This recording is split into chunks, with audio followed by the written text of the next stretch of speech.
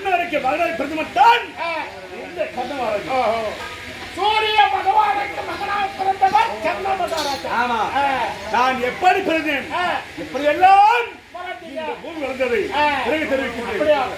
ஆனால் சூரிய பகவானுக்கு எத்தனை பேர் தெரியுமா? எத்தனை பேர் மகாராஜா? 36 நாமங்கள்.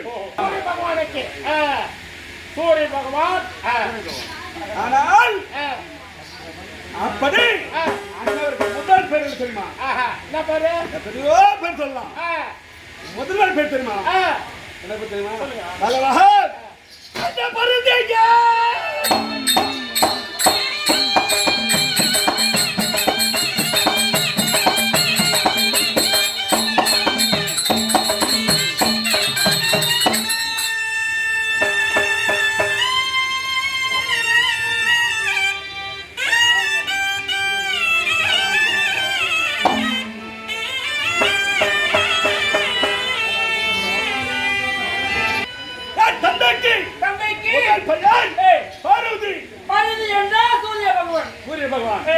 எப்பொழுதுமே முதல் வைக்கிற பெயர் அது நிக்கிறது கிடையாது.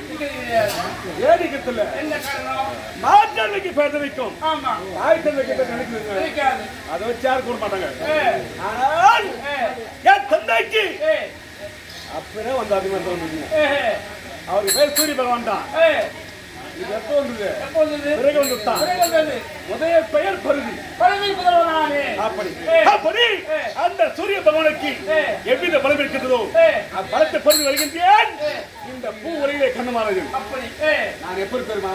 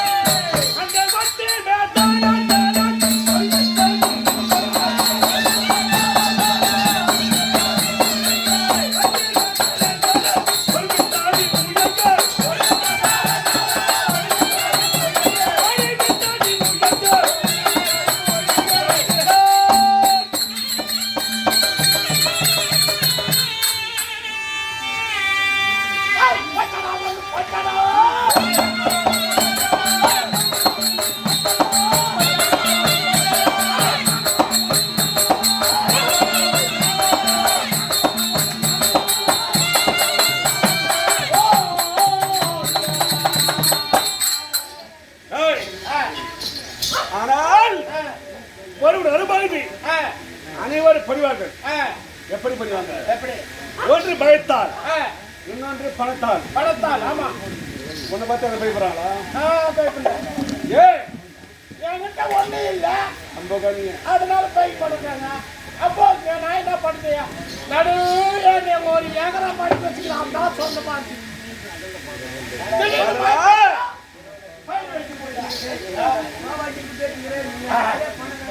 ஊர் மேல் வட்டி போறானா ஏற்கனவே வட்டி விட்டானா நிற்கும். அப்படி ஒருவரை வணங்கி வரும் என்றால் மனதில் நல்லது வேண்டும். நல்ல எண்ணம் நல்ல குணம் இருக்கணும்.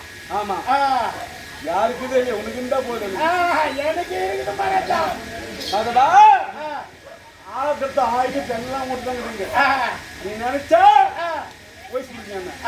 வந்துக்கிறேன் எப்படியோ இல்ல பாராட்டா. சந்தோஷம் ஐயாவதான்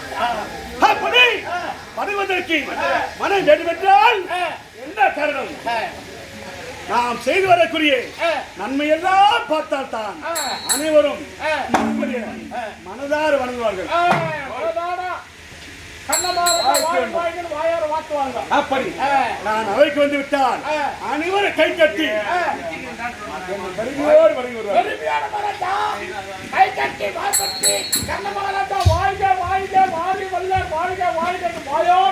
எல்லாம் ஆசத்தால் வரை வார்த்தைகள்.